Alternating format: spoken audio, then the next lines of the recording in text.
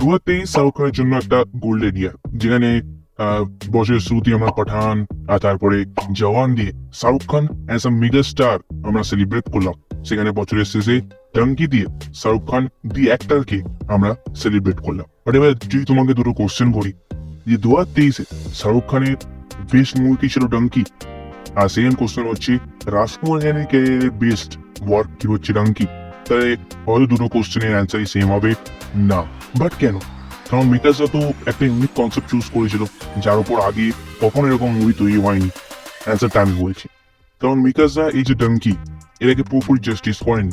মানে actually donkey কিরকম হতে পারে সেটা শুধুমাত্র আমাদের ঝলক দেখিয়েছে, বাট অ্যাজ আ ডিপ মুভিতে গিয়ে সেটা দেখায়নি।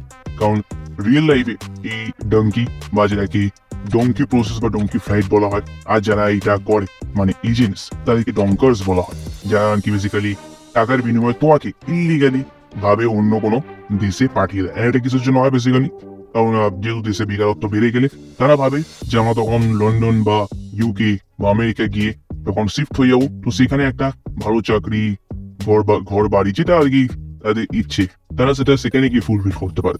এই কারণেই তারা ভিসার জন্য অ্যাপ্লাই করে, বাট অবভিয়াসলি তারা ভিসা পায় না। সেই কারণেই তারা ইলিগাল ভাবে এই ডঙ্কি প্রসেস করে থাকে। এত কিছু আমি জানলাম কি করে? ধ্রুব রাতের ভিডিও দেখে।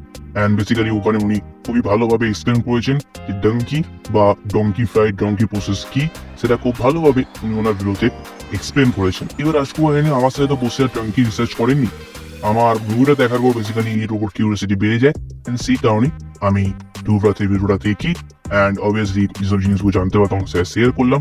বাট রাজকুমার হিরানি কোথায় মিস্টেক করে যায়? কারণ আমি যদি সত্যি বলি তাহলে রাজকুমার হিরানি নিজের জন্য যে স্ট্যান্ডার্ডটা সেট করে দিয়েছিল, মুন্না ভাই, 3 ইডিয়েটস অ্যান্ড পিকে, সঞ্জু, যেটা দিয়ে উনি নিজের স্ট্যান্ডার্ডটা সেট করে দিয়েছিলেন, সেই স্ট্যান্ডার্ডটাই উনি এইবারে কিন্তু ম্যাচ করতে পারেননি। এটা তুমিও অ্যাগ্রি করবে।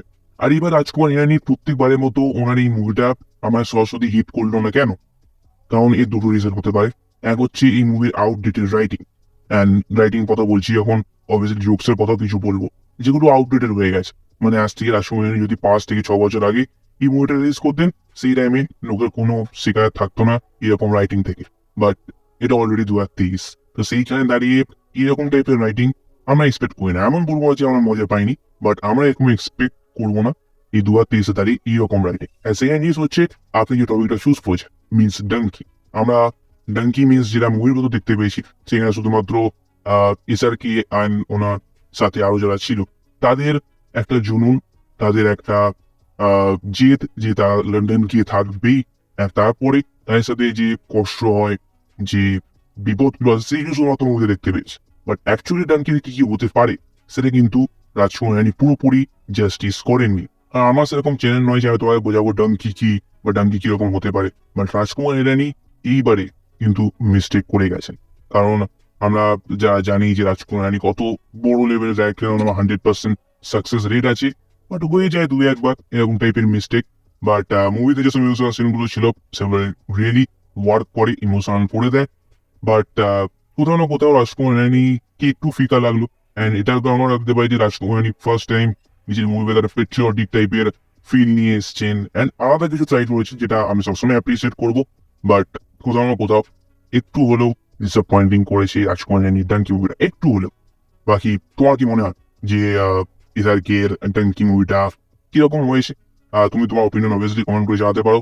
বাকি আমি ভাই লর্ড হনুমান নিয়েও কথা বলেছি, মানে the legend of Hanuman season 3 trailer নিয়েও কথা বলি। তুমি অবভিয়াসলি গিয়ে সেই ভিডিওটাও চেক আউট করতে পারো। দেখা হবে তোমার সাথে সেই ভিডিওতে। ততক্ষণের জন্য বাই।